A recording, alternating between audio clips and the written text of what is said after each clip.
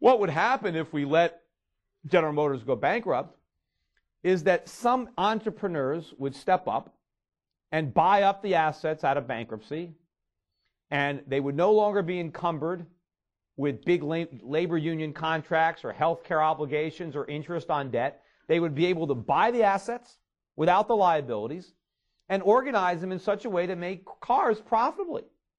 Now, in order to do that, they would probably have to pay their workers a lot less than workers are being paid now, but at least they'd be working for companies that made cars profitably. And we'd probably end up with a lot more people working in the automobile industry than we have today. And the fact of the matter is, rather than making cars for Americans, we should be making cars to export. Because Americans, we don't really need any car. We have too many cars. I mean, we have, what, 2 or 3 cars per household at this point? I mean, you have, when the president makes a speech and he says, we need to restore credit. He keeps saying credit is the lifeblood of the economy. We need credit so Americans can go out and buy more cars. I mean, like, you can look at the United States and say, what's wrong with our economy? We don't have enough cars. We need more cars. I mean, that's the last thing we need. Now, we need to make cars. We know why we need to make cars because there's a lot of people in China that are still on bicycles. They need cars. We should be able to make cars for them and export them. We don't need them for ourselves because we own too many cars. We have too much everything. You know, if you've ever seen some of these commercials, or not commercials, these television, the news stories, where when they foreclose on houses, they send these companies in, and they got to, clean the places out and get them ready, And it's amazing to me, but they would go to these houses that people abandoned, and they're full of stuff. I mean, the TV sets are there. The stereos are there. There's clothes in the closets. Why didn't these people take that stuff? They didn't even want it. I mean, we got all this stuff, and it doesn't even matter. They just didn't even care about it. And all this stuff, of course, was bought with borrowed money. We didn't make any of it. We didn't have any money to pay for any of it. The last thing Americans need is to buy more stuff. But the government, part of the economic stimulus, right, in addition to the bailouts, and of course, they want to bail out Wall Street investment banks. Why? Let them fail. What do we need them for? Why do we need Goldman Sachs? Why do we need Morgan Stanley? Let them fail. The government tries to blame all the economic problems that we have today on the fact that they let Lehman Brothers go out of business. Meanwhile, they bailed out everybody else and we're in this gigantic mess. Maybe it's not because they let Lehman fail. Maybe it's because of the other bailouts. But no, now they want to make us believe that since Lehman Brothers failed, they can't let anybody fail. We don't need all these investment banks. And if they go away, it's not going to mean that brokerage is going to stop, that investment banking is going to stop. It's just going to be done by somebody else. There are a lot of small firms out there like mine that are expanding, that will expand even more if the government gets out of the way. But instead, the government is rewarding the incompetent people and keeping them in business, and they're punishing all the competent people. Meanwhile, look at the bonuses, look at the amount of money that is being paid to Wall Street executives using bailout money. I mean, how can these guys be entitled to make multi-million-dollar a year salaries when their companies are losing a fortune based on what they're doing? I mean, let them fail. Let them go out of business. But the stimulus, what is it that the government is trying to do with the stimulus?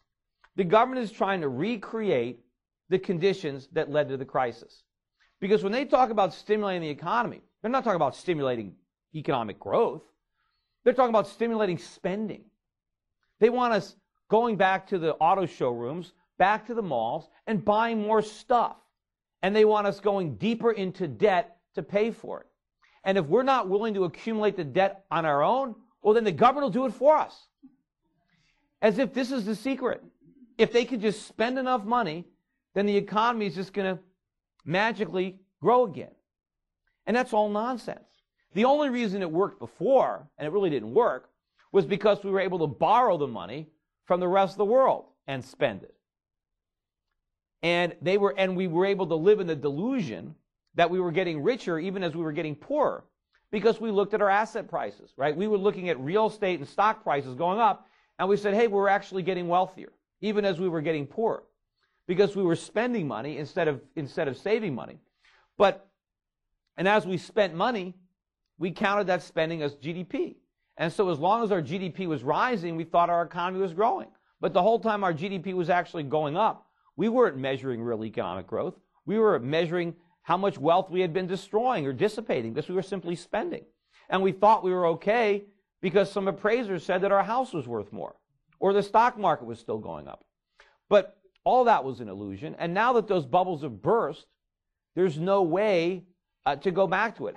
Stock prices, I don't care, you're going to have ups and downs, but stocks in the United States are still expensive.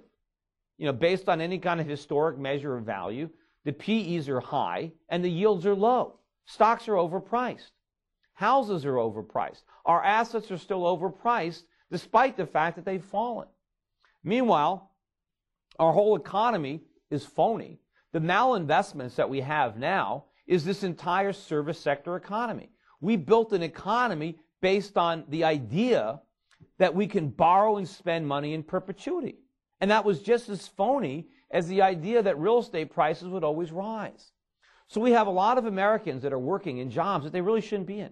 We got a lot of Americans that work in retail, that work in shopping centers, that work in restaurants, that work in financial services.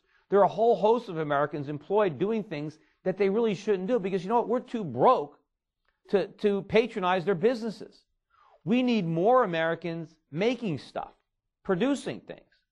And in order to have American labor available for productive capacity, they have to leave where they are right now. That somebody has to lose their job in the service sector in order to get a job in goods production. And of course, in order to get a job in goods production, we need capital. You can't produce anything without machines, without tools. Where's that stuff going to come from? You just can't wave a wand. You're going to have savings. Somebody's going to have to be able to borrow the money to make those investments, which means Americans are going to have to save their money. Or we're going to have to convince somebody in another country to take their savings and invest it in America, not just lend it to us. I had a debate on CNBC one time with Art Laffer. And it's about a 10-minute debate. The clip is on YouTube. And part of it, where he bet me that penny went into that Peter Schiff video. But in that whole debate, when I tried to point out that we were borrowing too much money, Art Laffer said that my nervousness about all the debt was wrong. And he said historically America borrowed a lot of money in the 1800s, and it was not a problem. We ran huge current account or deficits, or we borrowed a lot of money, and the economy was in great shape. So therefore, my criticism of our debt was wrong. Well, what Art didn't understand or didn't appreciate was the difference between what we did with the money. Back then, we borrowed money to make investments, to build infrastructure, to build factories, to build farms, to build a productive economy. We invested the money. We didn't just spend it on stuff. And when you borrow money and you invest in productive capacity, you have a real asset. And the asset can generate revenue. If we built a factory that manufactured widgets, we could sell the widgets to the British and to the French and earn enough money to pay back the money they loaned us and the interest. And we became the world's wealthiest economy because we borrowed to produce. What we've done recently is we've borrowed to consume. We didn't produce anything. We borrowed money and bought trinkets. We bought depreciating consumer goods. So how can we possibly pay the money back? We didn't acquire any income-producing assets to pay the money back. So if we're going to rebuild a viable economy, and if we don't have our own savings, we're going to have to convince the Chinese and the Japanese to build factories here. Well, why would they want to do that? With the high regulations that we have right now, with the high taxes that we have right now, we're just not competitive.